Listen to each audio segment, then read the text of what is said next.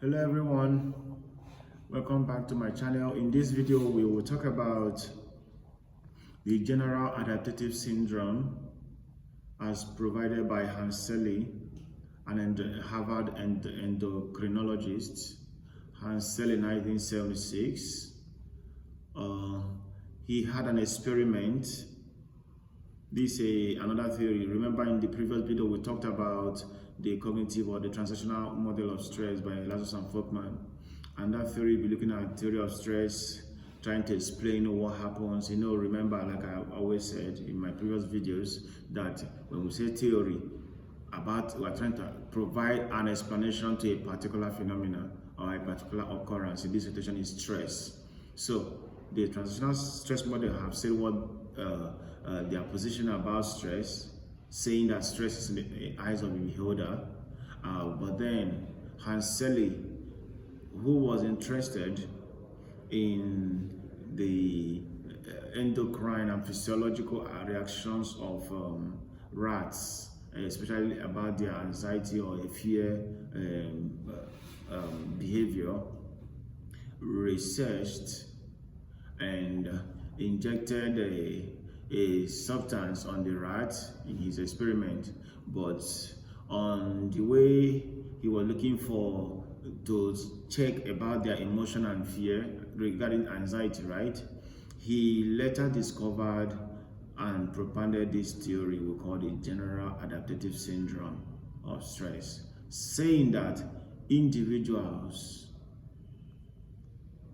despite any other individual response to stress or anything, that everyone have a general bodily response to stress, in which all part of your body is involved. Yes, every part of it. At that situation that the stress comes, that the response is general and holistic. That is why once it's touching your head, the stress, you can't eat. A lot of other things is pending. When that stress is relieved, the appetite restores. You see that it takes both psychological shape and bodily shape. So, he said we have this bodily general response, because in his definition he said that stress, in his response definition, he said that stress has to do with our bodily response to those stressful situations or situations that is deemed to be threatening or stressful. Now, he propounded this, and the theory is a theory of 3 stages. It's a stages, yeah. So they go from stage 1 to stage 2. The alarm stage is the first stage. Number 2 stage is the resistance stage. And 3, we have the exhaustion stage. So in the alarm stage, according to Hands Selye, Hands Selye, so he said that there is this body alarm that comes up, the circadian clock and everything. There is alarm, the body is alarmed at that very moment the stress occurs. So imagine a person that was sleeping and all of a sudden you perceive the smoke and you woke up, the house was on fire. That alarm will be total. So at that point, initially, according to Hands Selye, that is the point that the adrenaline by the sympathetic nervous system is triggered, pumping into the blood, which pumps in the hormone we call the fight or flight hormone, that prepares you either to fight or flight. When you see a snake, when you see a lion, this fight or flight hormone, this alarm stage, results to these physiological reactions, physiological arousal, physiological responses, physiological reactions. This is the alarm stage. Every of these stress hormones are pumped into your blood and preparing you to either fight or flight. So that is the alarm stage. So according to Hands Selye, 1976, he said that, again, imagine you received the news that a loved one was kidnapped. You know, it's the same situation of the person that was in a fire, right? Alarm stage, adrenaline, the heartbeat, the physiological responses, and or arousals, right?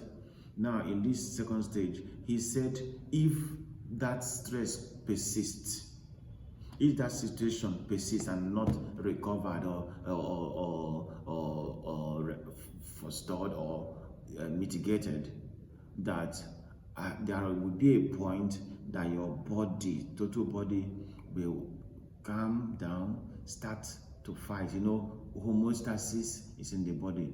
The homeostasis will want to fight back, trying to annul the alteration in order to restore balance in the system. That is when you see parasympathetic nervous system trying to bring back calmness. So that's why the person that received the news that a loved one was kidnapped, after 2-3 days, you know, the first day perhaps the person could not eat and everything, but second, third, fourth day, you could sleep again, you could eat again. Though the problem has not been alleviated, right? But at least the alarm is down, it's calm, but the whole situation, your body is simply fighting to resist the stress, the physiological arousals and everything. That is second stage, that our body have that role to pump in these stress hormones in order to fight back and bring back calmness. That is the resistance stage. And you understand that according to Hands Selye, that the third stage is the exhaustion stage, when the person is exhausted. So in this stage here, for example, the loved one has not been found. 1 week, 2 weeks, 3 months, 4 months, 5 months. Oh, you see that the resistance that your body is trying to build to resist your thoughts trying to hit your body, to resist your anxiety trying to shatter your health, you notice that the homeostasis, the bodily resistance cannot hold again. You see depletion, you feel exhausted. That's where you see the persons, some will develop heart problem, headache, migraine, some will take to the hospital, high blood pressure. You see some even leading to death or depression, right? Another type of anxiety, they will just develop that.